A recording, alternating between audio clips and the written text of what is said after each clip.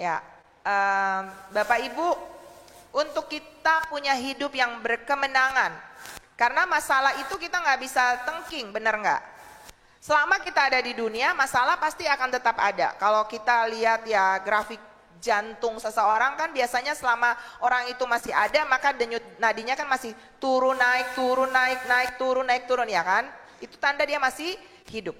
Tapi kapan ketika grafik jantung itu seperti nggak ada gunung, nggak ada lembah, rata saja, maka tanda orang itu sudah meninggal, ya kan Bapak Ibu. Nah, sama dengan kehidupan kita. Selama kita berjalan bersama dengan Tuhan, pastinya tidak selalu jalan rata yang akan kita lalui, ya. Ada turun naik, ada lembah, ada gunung, tapi itulah bagian dari kehidupan seorang anak manusia. Tapi 3 hal ini penting untuk kita tahu, Bapak Ibu. Dan inilah yang akan membuat kita hidup dalam kemenangan demi kemenangan. 3 hal ini, ya, Bapak Ibu perlu tahu ini. Yang pertama, Bapak Ibu dan saya perlu mengenal Tuhan kita. Katakan amin. Tuhan yang mencipta kita. Kita harus tahu yang punya kita ini siapa. Sehingga kita tidak akan hidup sembarangan. Karena kita tahu pemilik saya ini siapa. Pemilik hidup saya ini siapa. Yang memberi saya kesempatan ada di bumi ini siapa. Itu perlu tahu. Ada orang bilang Tuhannya pohon. Ada orang bilang Tuhan-Tuhan, dewa-dewa yang jauh di sana yang tidak mereka kenali. Tapi saudara, siapa Tuhanmu? Ketika kita bilang dia Tuhan, maka kita perlu tahu bahwa dia penguasa atas hidup kita. Amin. Artinya apapun yang kita mau lakukan, apapun yang kita mau rancangkan di dalam hidup ini, perlu minta petunjuk Tuhan. Itu akan membuat saudara dan saya aman. Haleluya. Karena dia yang akan mengcovering seluruh kehidupan kita. Dia yang akan mengcover, melindungi, menjaga, memimpin setiap langkah kita.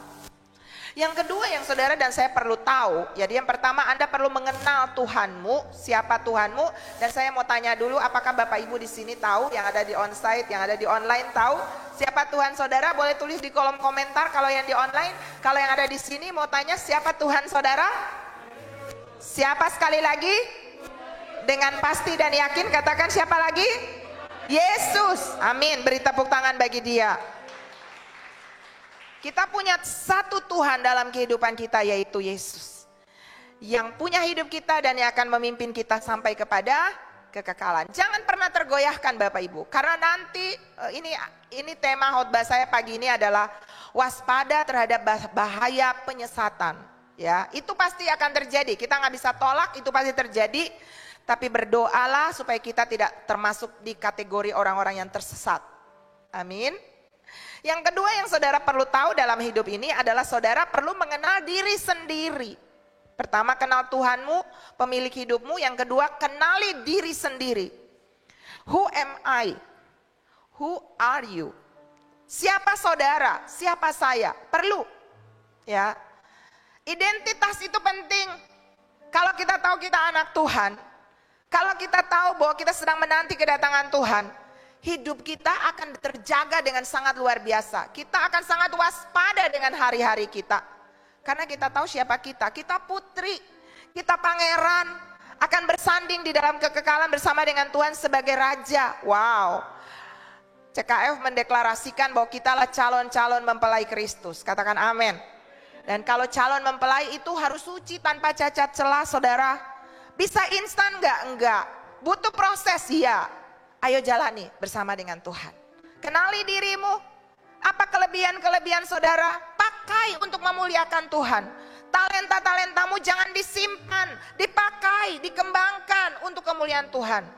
Jangan jadi jemaat biasa, jadi pelayan yang melayani bukan cuma di gereja, tapi dimanapun Bapak Ibu sedang bekerja, bersekolah, di dunia di mana saja di luar sana. Ayo, ingat kita duta kerajaan Allah. Bahkan bukan cuma duta, kita Christ Kingdom Family, keluarga kerajaan Kristus. Tugas anak adalah membesarkan rumah bapaknya. Haleluya. Kerajaan Bapa kita, tugas saudara dan saya kalau kita tahu kita anak, yuk kerja, giat, melayani, jangkau jiwa sebanyak mungkin, doakan jiwa-jiwa. supaya lebih banyak yang diselamatkan. Who am I? Who are you? Siapa kita? Itu penting untuk kita tahu. Dan kalau kita tahu kita punya kelemahan, ada blind spot. Saya pemarah, saya orang yang pelit, rubah. Hanya orang yang mati yang gak bisa berubah. Ciri kehidupan adalah berubah. Selama masih dikatakan masih ada hari ini, berubah. Dan izinkan Tuhan memakai orang-orang di sekeliling kita untuk menasihati kita. Punya teachable spirit, roh yang mau diajar. Kalau saudara punya teachable spirit, saudara akan berubah menjadi lebih baik.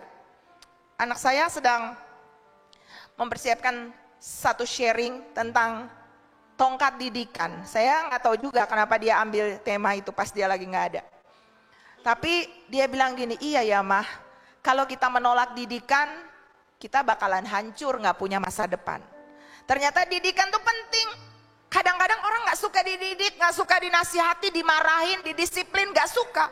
Padahal Wahyu berkata barang siapa ku kasih, ya ku tegur dan ku hajar. Jadi ternyata teguran dan hajaran itu bukti cinta. Amin Bapak Ibu. Ketika kita tahu kita punya blind spot kelemahan, mulailah sering-sering bergaul dengan orang-orang yang suka menegur. Jangan orang-orang yang suka hanya mengibas-ngibas, kamu begini, kamu baik-baik, gak pernah ada teguran, gak ada nasihat. Itu juga gak bagus buat kita. Seorang lawan mencium secara luar biasa, tapi seorang kawan menegur. Jadi saudara mau cari kawan, lihat yang sering menegur saudara juga, mengingatkan saudara juga, menasihati, itu bagus ya Bapak Ibu. Karena kita punya banyak kelemahan yang harus terus diperbaiki. Saya bersyukur Tuhan, saya ada di kota ini. Di kota ini seperti mikroskop untuk menunjukkan sisi-sisi kelemahan yang dulu saya bahkan nggak pernah tahu. Tapi disinilah saya banyak tahu, oh ya saya ini masih sombong, saya ini masih manja, saya ini masih susah diatur, saya ini masih suka mengasihani diri sendiri, masih suka tersinggung. Tapi perlahan-lahan, nanti tanggal 19 Juli, kita sudah 12 tahun usia CKF ya. Tapi selama di Makassar, dari sebelum ada CKF, kita sudah 17 tahun ya. 17 tahun saya ada di kota ini. Wow, udah dewasa saudara ya. Dan saya sangat mencintai kota ini karena inilah salon terbaik buat mendandani saya sebagai mempelai Kristus. Amin.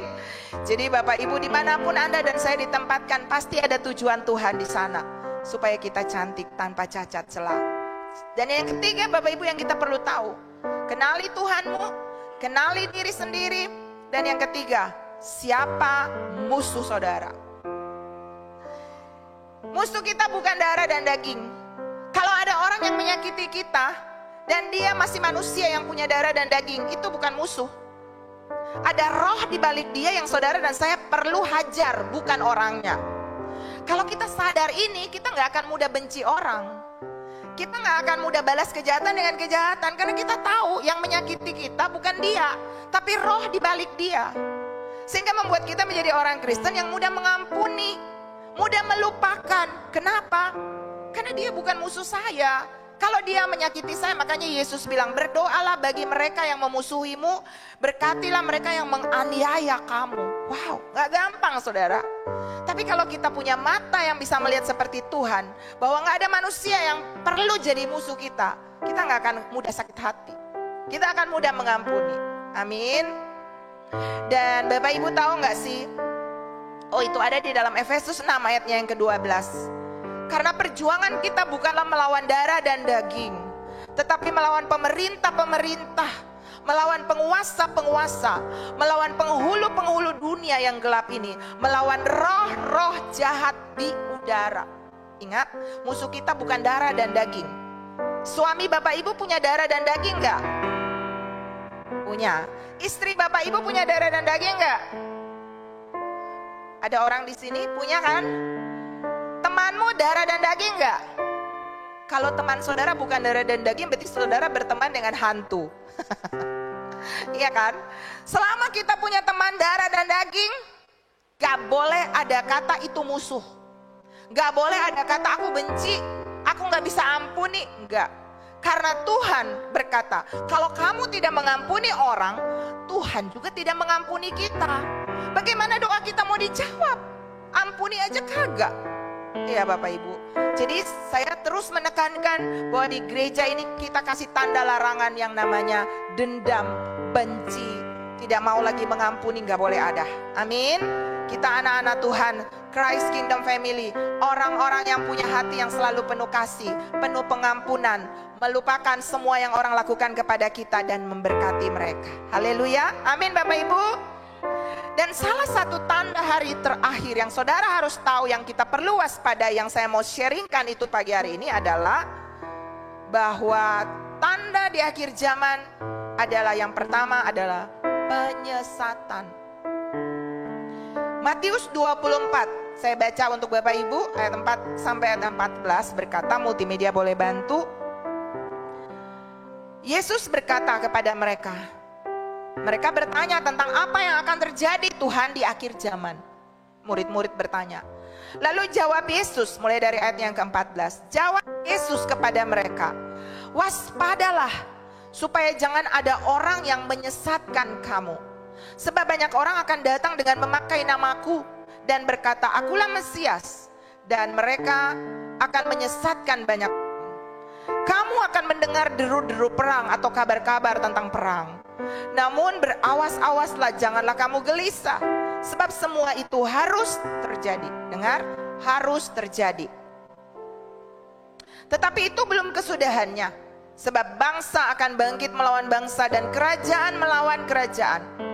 Akan ada kelaparan dan gempa bumi di berbagai tempat. Akan tetapi semuanya itu barulah permulaan penderitaan menjelang zaman baru. Pada waktu itu kamu akan disiksa, diserahkan supaya disiksa, dan kamu akan dibunuh dan akan dibenci semua bangsa oleh karena namaku. Dan banyak orang akan murtad, dan mereka akan saling menyerahkan dan saling membenci. Penyesatan, murtad, pengkhianatan, itu salah satu tanda akhir zaman. Kalau saudara nonton YouTube, wow, ngeri saudara, ya. Ada banyak penyerangan terhadap anak-anak Tuhan, hamba-hamba Tuhan. Saling menghakimi satu dengan, nanti saya bagikan buat Bapak Ibu. Tapi itu tanda, ternyata tanda akhir zaman. Dikatakan, dan karena makin bertambahnya kedurhakaan, maka kasih kebanyakan orang akan menjadi dingin. Orang akan apatis. Gak peduli, lu mau mati-mati aja. Lu mau susah-susah aja, urusanmu. Jadi kita jadi orang yang egosentris, urus diri sendiri, gak peduli dengan orang lain. Itu ciri orang akhir zaman.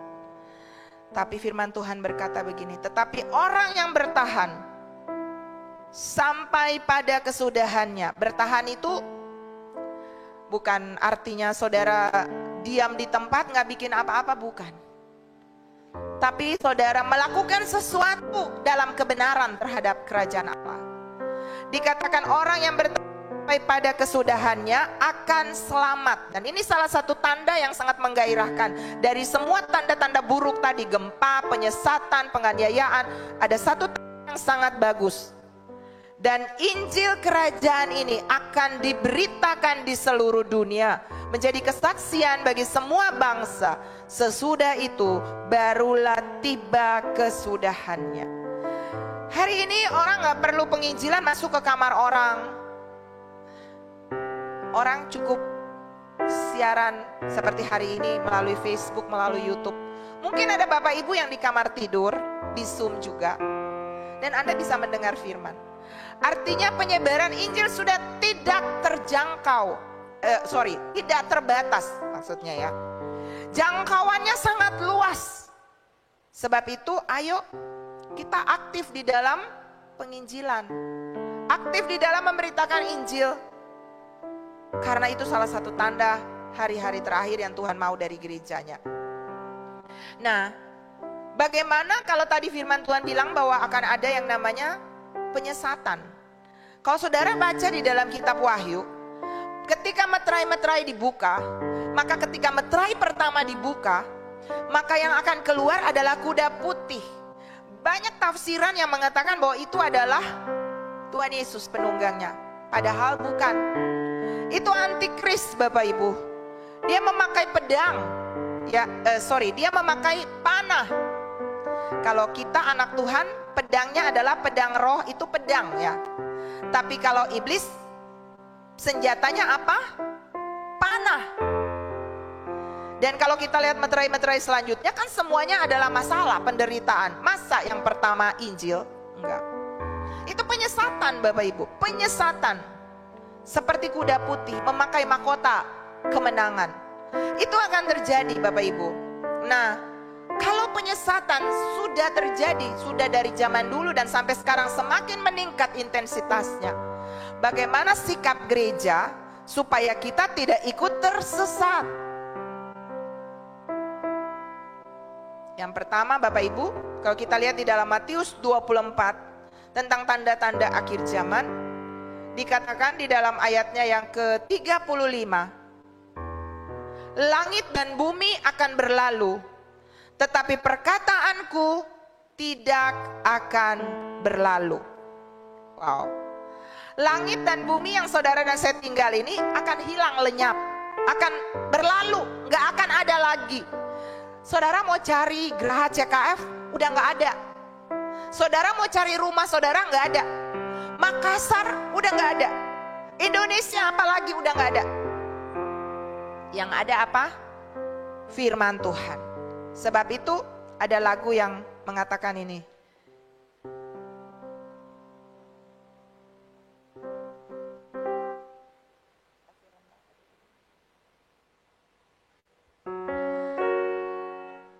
Zaman sekarang berjagalah,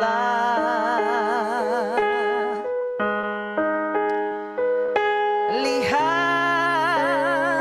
dunia bergelora,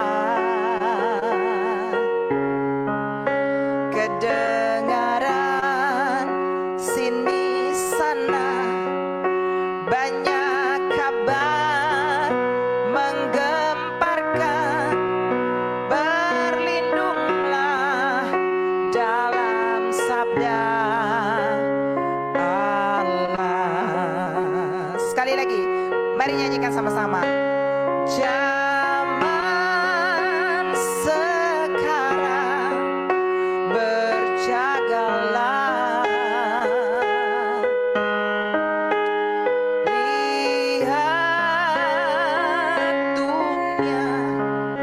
bergelora, kedengaran sini sana banyak kabar menghebohkan, berlindunglah dalam sabda Allah. Langit dan bumi, berita-berita hoax, orang-orang yang membawa berita hoax itu akan berlalu. Tapi firman gak akan berlalu. Jadi saudara mau aman, berlindung dalam firman. Saya mau tanya, berapa banyak Bapak Ibu yang setiap hari punya waktu khusus dengar Tuhan bicara melalui firman-Nya? Tolong lambaikan tangan. Boleh saya lihat? Yang setiap hari ada hari waktu dia kasih baca firman. Coba tinggi Bapak Ibu. Saya pengen memastikan. Wow. Tidak semua. Tidak semua. Saya beritahu buat Bapak Ibu, di luar Tuhan, firman-Nya kita nyasar. Kita tersesat. Selama saudara hidup, berapa banyak yang tidak makan nasi? Setiap hari berapa banyak saudara yang tidak makan nasi? Semua makan nasi. Yang setiap hari makan nasi, boleh lambai tangan? Puji Tuhan. Kalau saudara tidak makan nasi, saudara makan apa? Kalau saudara nggak makan nasi, saudara lapar. Benar? Benar? Saya beritahu, untuk tubuh jasmani Anda butuh nasi. Tapi untuk tubuh rohani yang nanti kekal selamanya, tubuh jasmani ini kalau mati masuk tanah dimakan cacing selesai. Tapi Anda kasih makan dengan serius setiap hari dengan nasi. Terus rohmu yang akan kamu bawa, saudara dan saya bawa ke surga, gak pernah dikasih makan dengan firman, merana dan lapar. Dan ketika badai datang, saudara gak akan kuat bertahan. Ketika penyesatan datang, orang bilang A, saudara akan iya A. Orang bilang B, iya B. Saudara akan bingung, pengajaran mana yang benar. Sehebat apapun seorang hamba Tuhan, dia gak lebih hebat dari Roh Kudus dan firman Tuhan. Jadi berlindung di mana? Firman. Berapa banyak yang mau, yang tadi gak angkat tangan tapi bilang, oh iya, aku mau makan firman tiap hari. Mana boleh lihat tangan-tangannya. Yang sudah juga tapi yang mau mendeklarasikan bahwa setiap hari, gak ada hari tanpa firman. Boleh lambaikan tangan, kasih tepuk tangan kepada Tuhan Yesus. Saya kasih tahu buat saudara, itu jaminan yang ya, pasti dan amin. Mama saya, dia punya prinsip hidup dari masa mudanya. Gak ada sarapan pagi tanpa baca firman. Jadi dia gak akan sentuh roti atau apapun di pagi hari sebelum dia baca firman. Dan saudara tahu, dia punya energi yang saya juga gak mengerti. Sekarang umurnya 94 tahun. Dia pernah jantung koroner, sembuh, jantungnya diganti. Dia pernah gagal ginjal, ginjalnya sembuh, diganti. Dia pernah stroke total, gak bisa ngomong, gak bisa jalan, Tuhan ganti. Dia mengalami kesembuhan-kesembuhan supranatural yang kayaknya kita gak masuk akal. Tapi itulah yang saya tahu, firman itu menciptakan dari yang tidak ada menjadi ada. Dan kalau saudara berlindung dalam firman, itu yang akan menjaga. Anak-anak muda yang ada di sini, Alkitab berkata, dengan apa seorang muda mempertahankan kelakuannya tetap bersih? Menjaganya dengan firman. Jadi saya jamin, tanpa firman, hidup saudara kotor. Saudara akan bingung, nyasar di mana-mana. Tahu banyak, berita dunia banyak, boleh. Tapi itu tidak boleh lebih dari firman. Setiap hari berlindung di dalam firman Tuhan, saudara. Kalau saudara hanya dengar-dengar dari kata orang, itu kan kata orang, belum tentu beritanya benar. Benar ya? Sekarang saya berbicara, tapi saya dengar dari Tuhan dan apa yang saya sampaikan ini firman, bukan saya. Ada begitu banyak tafsiran-tafsiran yang bisa membuat orang mumet. Tapi kalau saudara baca firman, satu-satunya buku yang ketika Anda baca dan pengarangnya hadir, itu firman. Roh Kudus hadir kan? Penulis firman Tuhan ini siapa? Roh Kudus. Dia yang mengilhami orang-orang yang menulis firman ini. Dan dia hadir ketika Bapak Ibu baca firman. Mau baca firman, berdoa, Tuhan, Roh Kudus bantu aku untuk mengerti firman-Mu. Dan saya pastikan Roh Kudus akan mengajar saudara. Roh Kudus akan memfilter hatimu. Anda bisa punya kemampuan untuk ngerti, kayaknya gak bener nih, hatiku gak damai ya. Pasti ada, pasti ada. Saudara, mayoritas akan ada penyesatan. Akan lebih banyak orang yang tersesat. Jalan lebar lebih luas kan? Jalan menuju kepada kematian lebih luas kan? Jalan lebar dan jalan sempit. Jalan yang menuju kepada kehidupan gak banyak orang suka. Dan itu adalah jalan di mana saudara hidup menurut firman Tuhan. Banyak kan aturan dalam firman, gak boleh ini, gak boleh itu, gak boleh. Saudara kan kepengen balas jahat dengan jahat. Kalau orang marah saudara, kita kepengen kan balas jahat. Kalau dia pukul pipi kiri, kita kepengen kan hantam juga pipi kanan. Tapi kan firman Tuhan bilang gak boleh. Banyak banget larangan. Kita lagi sakit hati, disakiti berkali-kali, kita gak kepengen ngampuni. Tapi firman bilang ampuni. Kita kepengen simpan uang buat diri sendiri, tapi firman bilang beri. Apalagi buat musuh. Kan larangannya banyak banget. Tapi saudara tahu gak? Larangan dalam firman itu tidak untuk membuatmu terpenjara, tapi itulah kebebasan yang sesungguhnya. Karena justru di dalam ketaatanmu kepada firman, Anda bisa dijangkau oleh tangan Tuhan. Wow, kan firman itu Tuhan sendiri. Dan ketika saudara membaca firman, itulah perlindungan bagi saudara dan saya. Amin. Berapa banyak sekali lagi yang mau tiap hari makan firman? Boleh lambaikan tangan. Amin. Tiap hari baca firman. Ya, anak-anak kecil, grupnya anak saya, komunitas Aku Anak Terang. Mereka punya grup. Ya, saya juga sebagai orang dewasa, kami punya grup namanya Speak the Word, menghafal ayat. Ada di sini yang ikut ya, ada ya Ibu Emma. Setiap hari kita menghafal ayat, minimal satu ayat. Kita kirim voice note ke grup. Itu cara kita mendisiplin diri. Dan ada di dalamnya orang yang cancer waktu dari sebelum pandemik dan Tuhan sembuhkan dia. Ada orang-orang yang punya banyak masalah, bukan berarti gak ada masalah, tapi firman memberi kekuatan.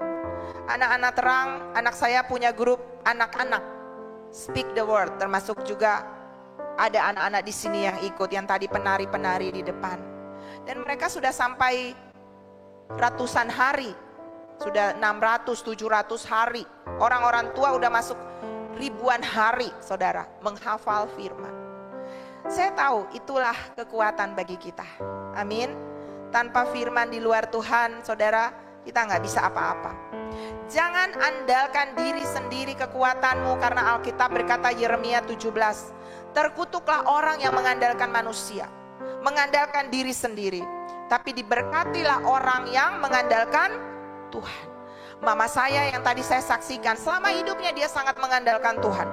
Apa-apa firman, apa-apa doa, apa-apa bicara sama Tuhan. Dan bonusnya banyak banget, saudara. Ya. Yang pertama, berlindunglah dalam firman Tuhan. Yang kedua, saudara, dari Matius tadi yang kita baca, 24, ayatnya yang ke-36. Tetapi tentang hari dan saat itu, tidak seorang pun yang tahu. Malaikat-malaikat di surga tidak, dan anak pun tidak, hanya Bapa sendiri. Sebab sebagaimana halnya pada zaman Nuh, demikian pula halnya kelak pada kedatangan anak manusia. Sebab sebagaimana mereka pada zaman sebelum air bah itu makan dan minum, kawin dan mengawinkan, sampai kepada hari Nuh masuk ke dalam bahtera, dan mereka tidak tahu akan sesuatu sebelum air bah itu datang dan melenyapkan mereka semua. Demikian pula lah halnya kelak pada kedatangan anak manusia. Pada waktu itu kalau ada dua orang di ladang, yang seorang dibawa, yang lain ditinggalkan. Ini pemisahan yang akan terjadi. Kalau ada dua orang perempuan sedang memutar batu kilangan, yang seorang akan dibawa, yang lain akan ditinggalkan. Karena itu berjaga-jagalah, sebab kamu tidak tahu pada hari mana Tuhanmu datang. Tetapi ketahuilah, jika tuan rumah tahu pada waktu mana pencuri akan datang, sudah pasti ia berjaga-jaga dan tidak akan membiarkan rumahnya dibongkar. Sebab itu hendaklah kamu juga siap sedia, karena anak manusia datang pada saat yang tidak kamu duga. Yang kedua, Bapak Ibu, sikap kita menanti kedatangan Tuhan dan tidak mudah tersesat. Saudara nggak perlu kepo ya, untuk terlalu banyak tahu hal-hal yang nggak perlu saudara tahu. Hiduplah sederhana aja, karena begini, ini saya sendiri ya yang melatih diri saya. Ada begitu banyak ajaran hari-hari ini yang bahkan dibilang viral lah, tentang, dan itu bukan dari orang-orang sembarangan, saudara. Itu dari hamba-hamba Tuhan besar, hamba-hamba Tuhan yang apa? Punya jemaat, ya bukan mereka yang punya, Tuhan yang punya. Maksudnya dipercayakan banyak orang di jemaatnya. Tapi pengajaran-pengajaran itu tuh membuat heboh. Maka tadi kedengaran sini sana banyak kabar menghebohkan. Dan orang tanya saya, ada yang kirim ke saya, Bu, ini pengajarannya bagaimana? Saya dengar, saya nyimak, saya juga gak mau buru-buru bilang sesat, enggak. Saya minta Roh Kudus bantu, Roh Kudus kasih aku terangin. Ada hal-hal yang memang baik yang kita bisa ambil. Tapi kalau yang itu buruk dan saudara rasa gak cocok, gak usah ikutin. Pure aja, murni firman Tuhan. Dan itu butuh keintiman dengan Tuhan untuk mengerti itu. Saya berdoa supaya semua kita punya level ini. Level di mana saudara direct dengar dari Tuhan dan bukan cuma dari manusia. Karena manusia bisa salah. Terlalu berhikmat, terlalu pintar juga bisa nyasar saudara. Tapi terlalu bodoh juga nyasar. Jadi apa dong? Ya ikut firman aja. Minta Roh Kudus bantu saudara untuk mengerti. Tugas kita adalah berjaga-jaga. Tidak usah juga menghakimi orang lain. Karena kita tidak dipanggil untuk menjadi hakim. Amin. Tapi kita harus juga tahu mana yang harus saya ikuti, mana yang gak perlu saya ikutin. Makanya jangan terlalu banyak dengar juga. Orang yang suka pindah sana, pindah sini, channel sana, channel sini itu baik menambah ilmu. Tapi kalau misalnya input-inputnya membawa kita jadi bingung, ya udah jangan. Karena kemampuan kita nggak bisa mencerna semuanya dan mengerti semuanya kan. Hikmat orang yang mengajar itu mungkin jauh melebihi apa yang saudara bisa pahami. Jadi hiduplah dengan sederhana, dengan apa yang saudara bisa pahami. Milikilah orang-orang yang saudara tahu Anda bisa minta nasihat sama dia. Dan untuk orang-orang itu saudara lihat dari mana? Lihat dari cara hidupnya.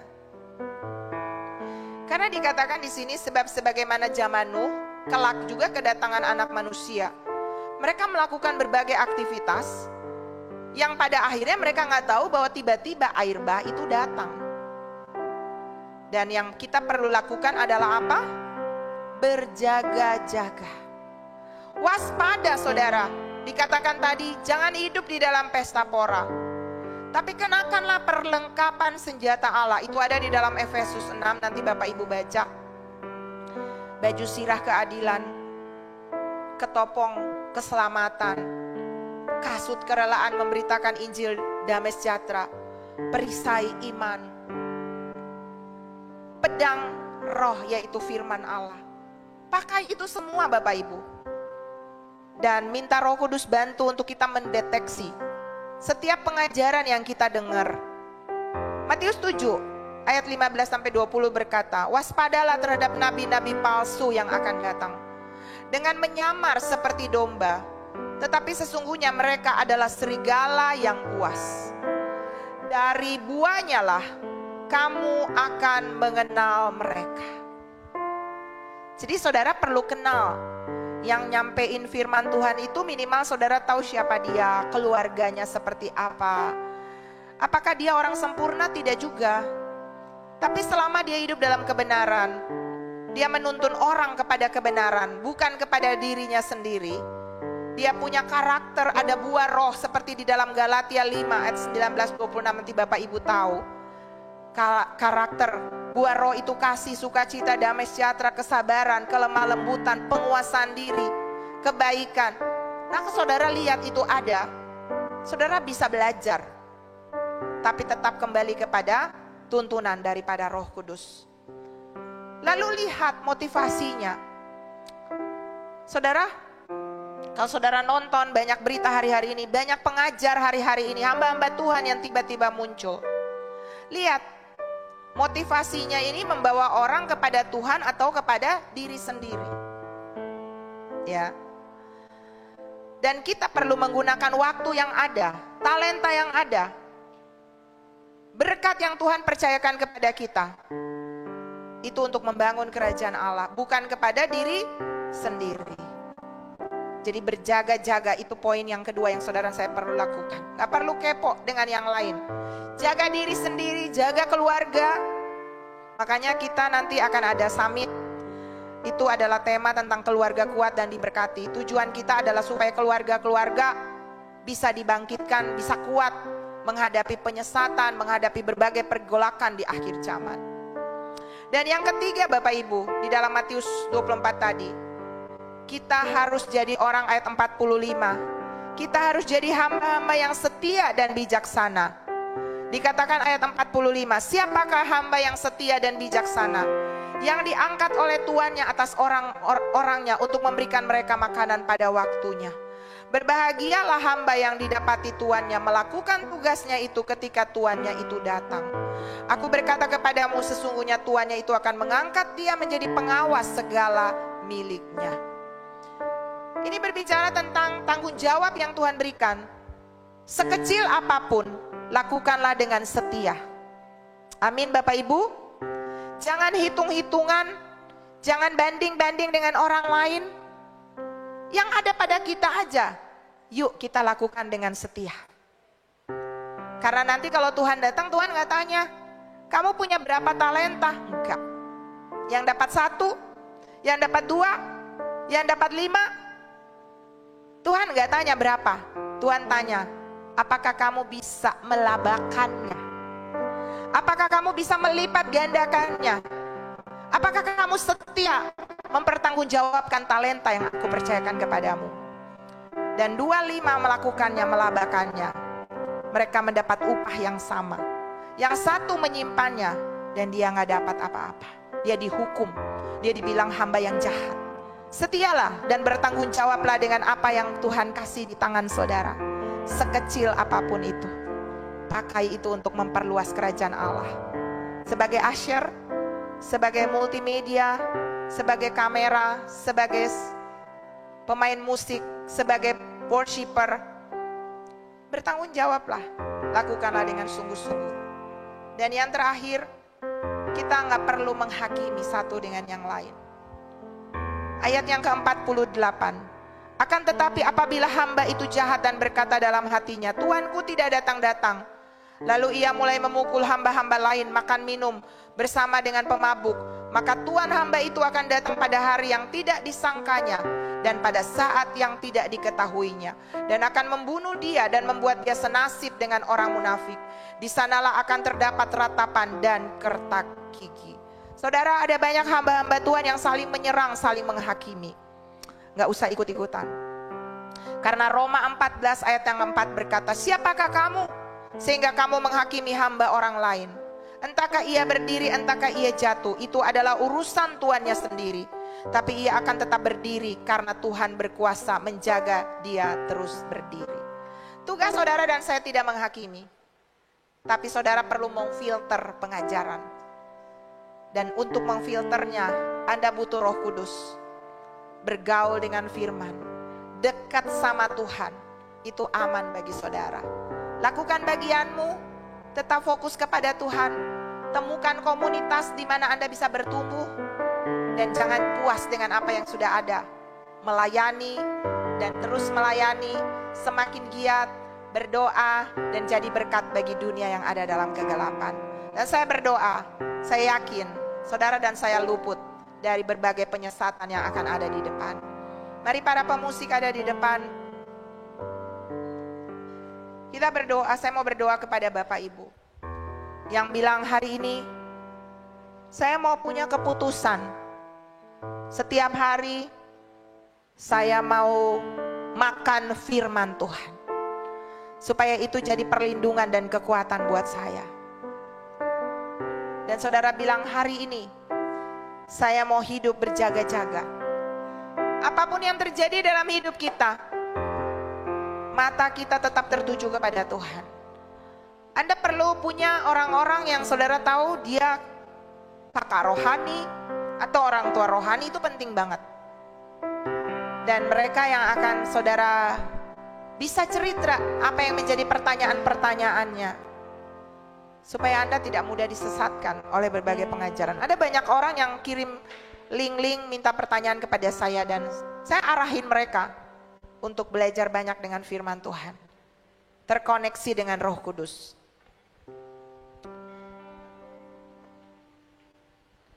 Firman-Mu berkata Kau besertaku, makan kuat roh dan jiwaku. Tangan-Mu Tuhan selalu ku nantikan. Di setiap langkahku percaya